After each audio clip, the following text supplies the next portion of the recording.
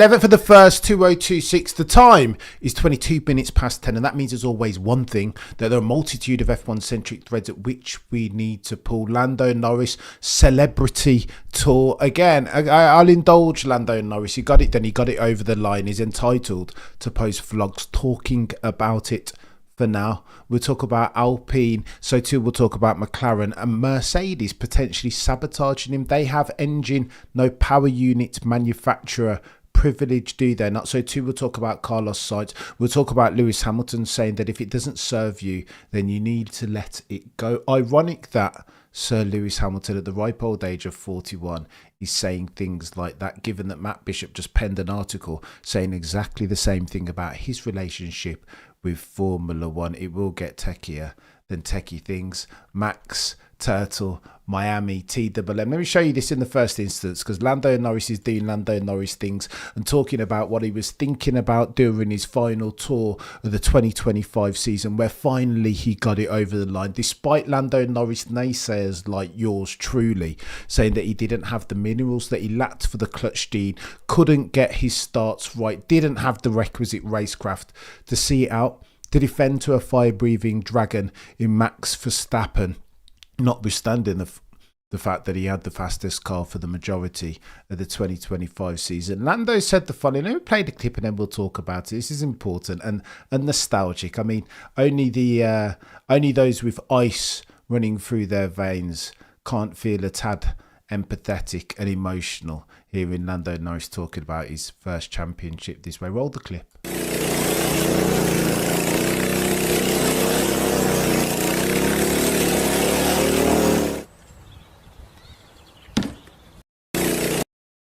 So Lando's put out a vlog, and in there he said that I just started thinking about my first day in a go-kart. Again, he's talking about getting it over the line, trying to simplify for it, trying to iron cast his mental fortitude sufficient to get himself over the line in 2025. He says, quote, I just started thinking about my first day in a go-kart. I was on this kind of mini tennis court and we put some slicks on the go-kart and I was just doing some donuts. I was just having fun. Slowly around the lap, the final tour, I kind of pictured the years that followed, stepping up into the proper racing to going on to race in Europe, the World Championship 2014, Formula 4 Ginetta, New Zealand, Jerez F3, F2, and that's how my last two laps pretty much went until we got under the hotel. All of a sudden I pictured my mum in the garage, and that was my first time, the first moment of the whole year. I just started to realise what was happening, what was about to happen, says Lando Norris, winning a world championship, fulfilling his dreams. Therefore, all I did was picture the garage, picture my parents there, my brothers, my sisters, my brother, my sisters, all the garage, the final four corners, and I came around the last corner, and again, that was the next step of emotion. That's when it started to kick in, the realisation of what's happened. Fair play, Lando. I mean, you know what I mean? Bringing a grown man to tears and all that. I don't hate that Lando got it on the line. Would I have much preferred Max Verstappen to have won? Probably. Some might say, but you got to give it to Lando. Do you know what I mean? He had challenges, mental fortitude, again, clutch gene lack thereof, couldn't get his starts right, racecraft or lack thereof, but ultimately he got it over the line, and for that, Lando Norris 2.0 is worthy of some praise. Highlights in particular last year, Monaco for me for Lando.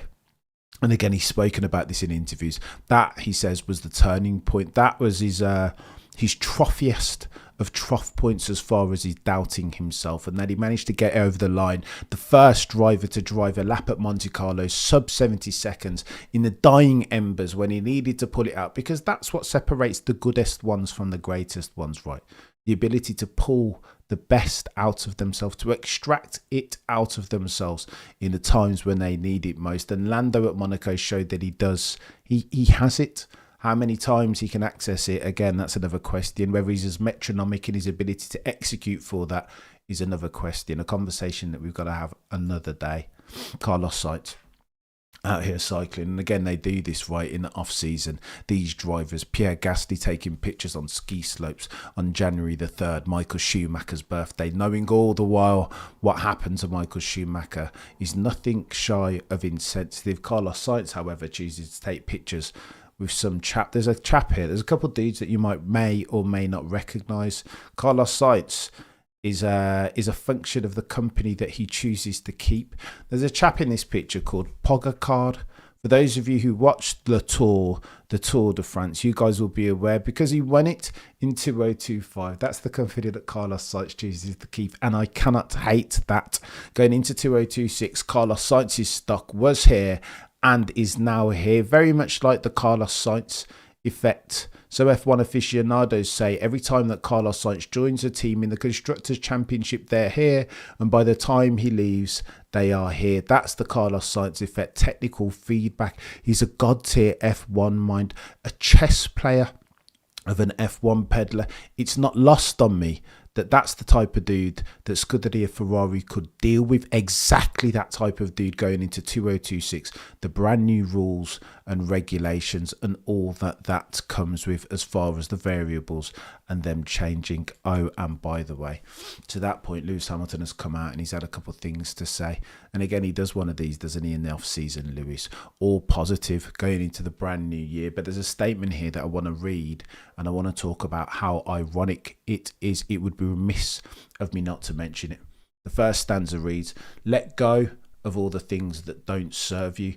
This can take time. There will be things you can't get rid of immediately, but it starts with the first step." Bloody Nora, Lewis. Are you hearing the words that are coming out of your mouth? And again, Matt Bishop of Motorsport Magazine's words are ringing in my ears when he says that he wishes that Lewis retired in 2021. That it's a worthy endeavour, of course, to come back and try and avenge your honour, to defeat the chaos that happened in 2021. However, sometimes at the ripe old age of 41, what you can't do is allow the sport to retire you. You must retire from it. Isn't that what Lewis is saying in the first stanza? Does he not need to take his own advice? Listen, I'd love for Lewis Hamilton to come back and do so. Even if he wins a couple races, that's a positive news story for a rising Sir Lewis. Carl Davidson tired floats or boats. But I'm just thinking, as I read that, I'm like, hang on, Lewis. You need to take heed your own counsel in the first stanza. Some will say, oh, and by the way, as we go to 2026, there's been a lot of consternation by the F1 community about what the cars look like. In the first instance, it was about the livery. Why can't we get colours back like they used to be in the early 90s? All the cars look the bloody same under the aegis of carbon fibre and weight saving. However, now they've instituted for a couple of different rules, have the FIA, meaning that there's going to be colours, bringing back colours on the cars. Yay. Standing ovation finally. And then in the second instance, the bloody wheel covers that we've grown so accustomed to are gonzo. Natchez writes that this year the FIA has allowed teams to design the wheel trims, evidently with limitations. It looks a lot like wheel covers, and again, those are the ones on the Audi R26 that were spotted this week. Listen, they're infinitely better than the bloody flat ones, Halford's GP. Like, nobody wants that. They can't be max power cars, these fire-breathing Dragon F1 cars. I think they're infinitely better than what we've seen, but not best. Improvement, nevertheless, should it be scorned that right. Oh, and by the way, I need to show you this. This is important. And again, we've been talking over the past 48, 72 hours about how much of a ball FIA and F1 have dropped by closing the doors around the bloody Barcelona test. Now, I know that there is contractual obligations with Bahrain. I get it. But surely we have to have this conversation under the aegis of progressing and therefore growing the sport. Everything is content in 2026. Liam Parker said it's not even a sport anymore, F1. It is content. And if you're going to treat it as such, therefore, Liam, I would see you that and raise you this. Open up the bloody doors. Private test. 3 days up. What's the point? This makes no sense. Open up the doors. And as if it could get any worse, when you find out the logistical ball drop that we're looking at, January 26th to the 30th, is the first test in Barcelona. Why, therefore, if you've got a two-tiered livery launch, 15th of Jan for Racing Bulls and Red Bulls. That will happen this week, I want to say, in Detroit. 19th for Haas, 20th for Audi. And those all happen before the 26th, right? But then after the 26th and 30th, you've got in February happening Williams, Cadillac F1, McLaren, and Aston Martin. What? Why? Surely F175, the launch that they did last year, that's the one that made sense, right? And again, I know Max said that he didn't want to do it, particularly not if it was in the UK, getting booed again, and I understand that. However, it made sense. They were working in the right direction, were they not? It was improvement. Now all of a sudden you've got this bloody staccato livery launch either side of the first private test. What? Whatever happened to a cohesive approach that needs for no translation? Well, that's out the window apparently, because they've dropped the ball, and it leaves me upset. And what's even more upsetting is this, chat. I've got to spell this out because this is important. Going into 2026, a gazillion people have talked about the difficulties of the rules and regs. It is active aero. It is 50% ice. It is 50% electric. This is the biggest rule and reg change in recent memory in F1. Therefore, these teams are going to struggle to wrap their arms around them.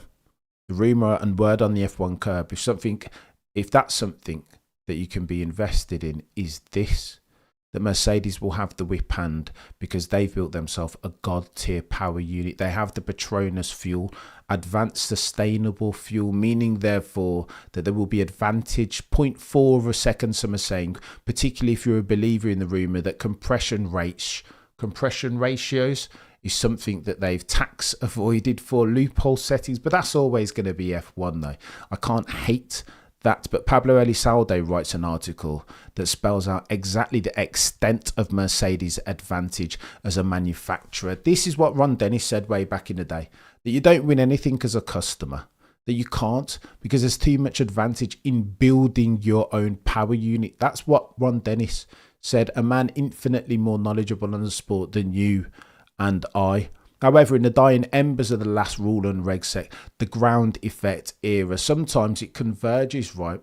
And aero comes to the fore, is the bigger percentage of the whole in explaining durable competitive advantage and therefore lap time.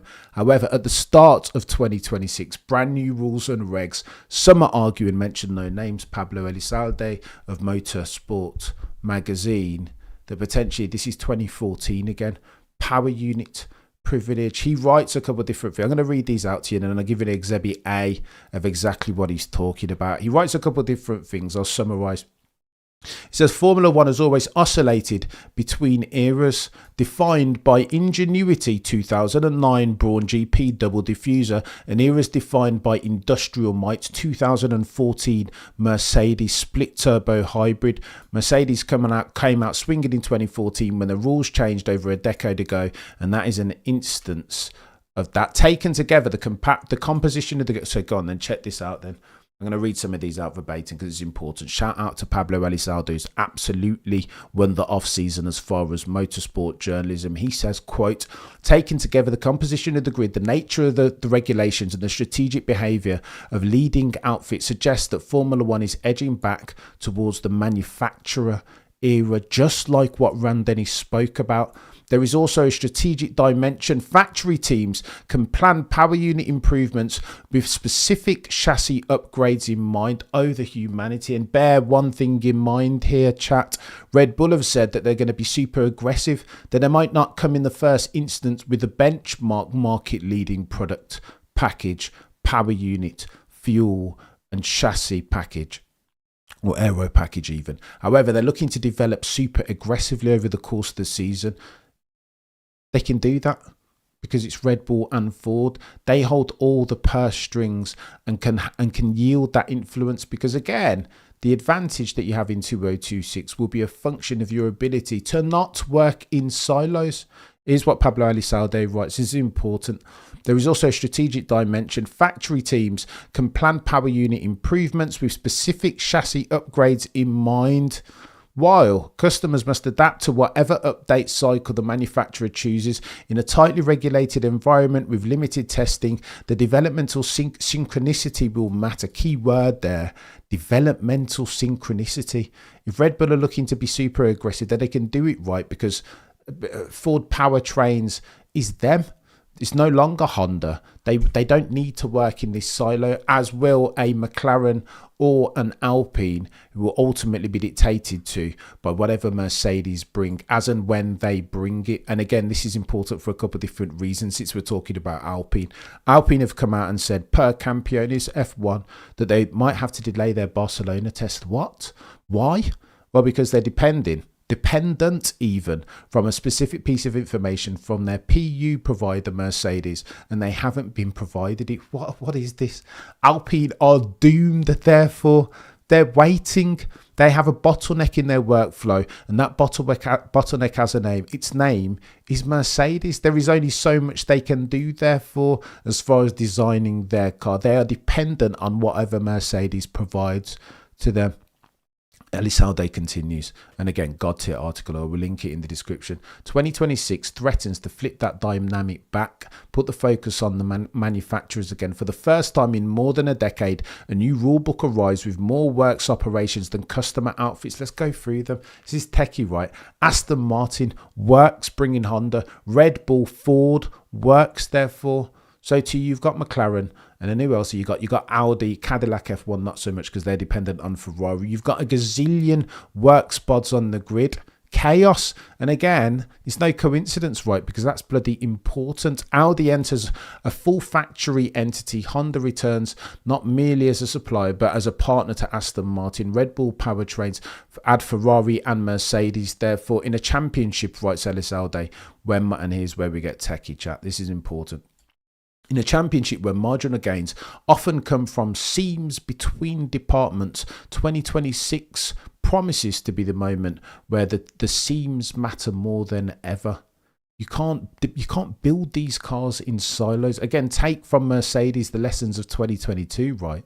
They decided that they were going to go away and work on this zero pod concept with no deference or no wink and nod to what that would do to the way that the chassis interacts with the track and the suspension. Therefore, you got to build these cars holistically. Go and read Adrian New's book, How to Build a Car. And that's what he says in there. And he's one of the goatiest minds to have ever goated in F1. The shape, continues Elizalde, of the 2026 technical package, lighter chassis, active aero, and greater reliance on electrical power is a rulebook designed to create strategic unpredictability and remove the extreme complexity of aero. The unintended consequences that chassis teams dependent on a third-party supplier for their power unit will face an uphill task. Every interaction between power unit and aero will become more decisive, more pivotal, and nothing defines a works team more than the ability to design these elements as a single product rather than two separate systems bolted together. Oh, the humanity.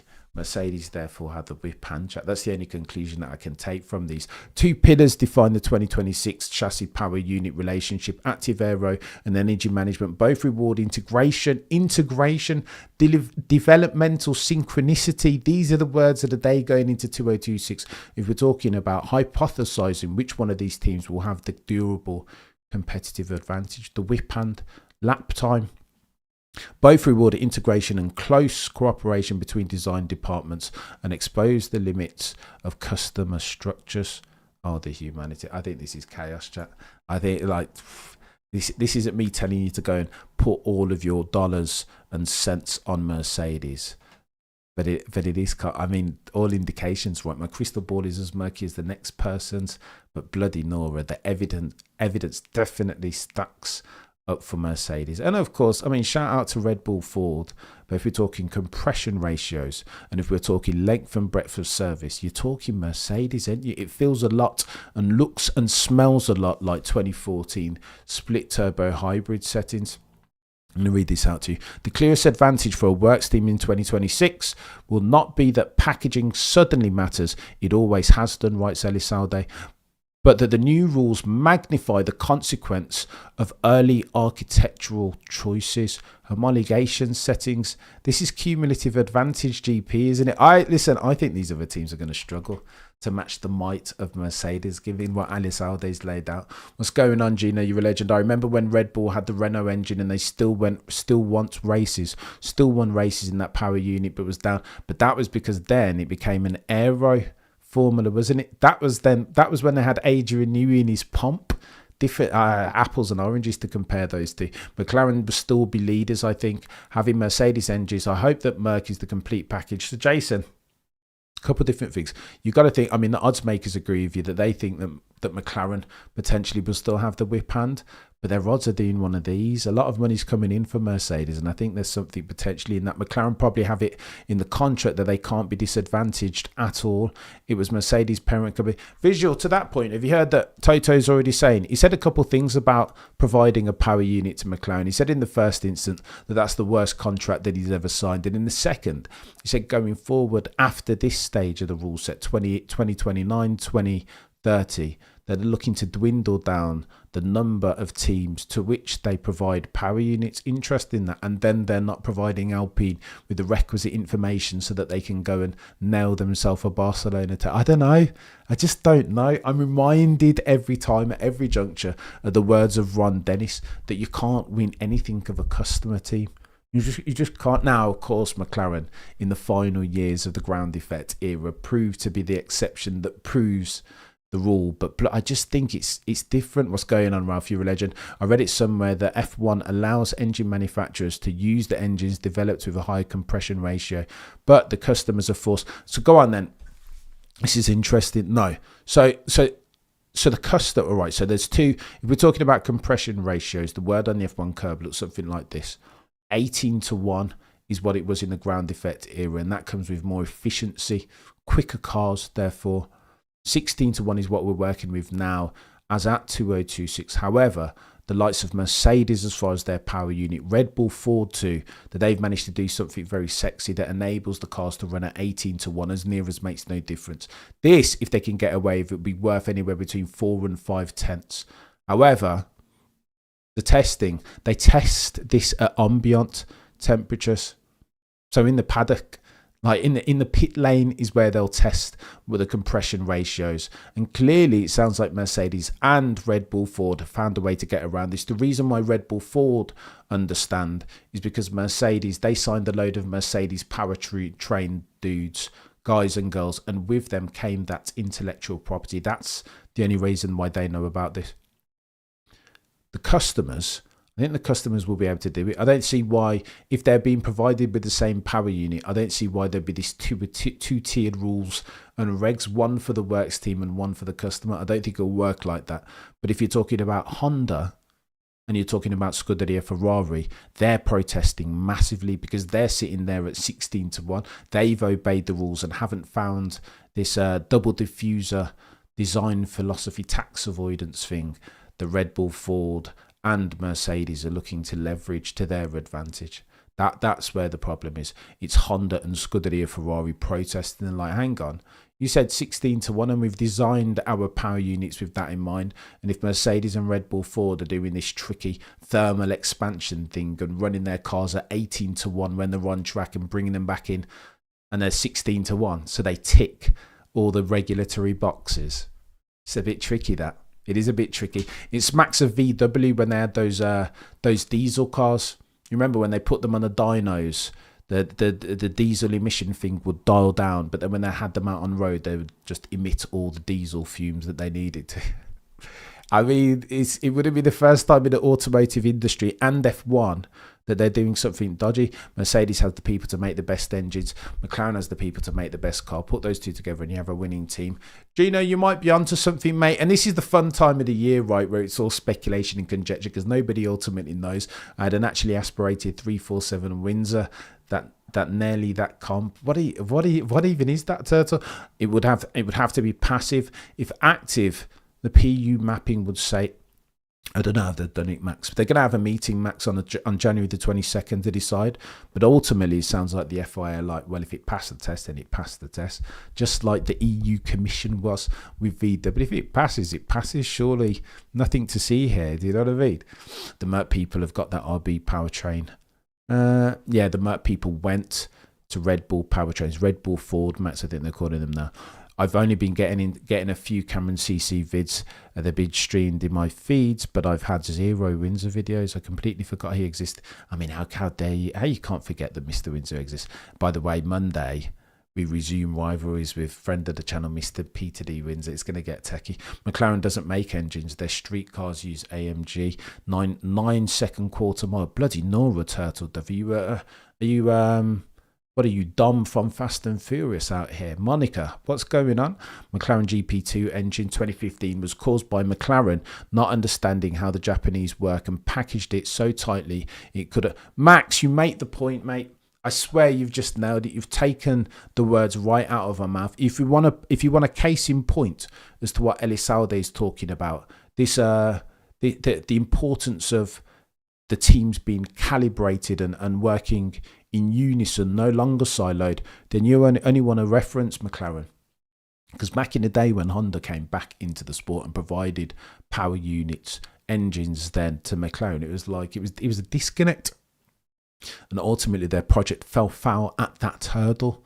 They couldn't get over it. It was two disconnect satellite units and bloody the left hand being the aero package, not talking to the right in the power unit. You can't have that. Like towards the end of the ground effect era, you can get away with it, right? Especially when you've got Rob Marshall, the last wing bender.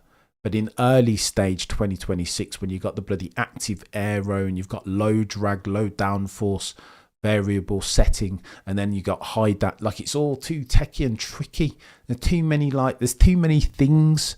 And again, you just disadvantage yourself, right? If you are a customer. Now, of course, to be a works team, that you're going to need a lot of capital input. 120 million, some say, is the R&D cost that Mercedes were putting into these power units. But it's just, I don't know.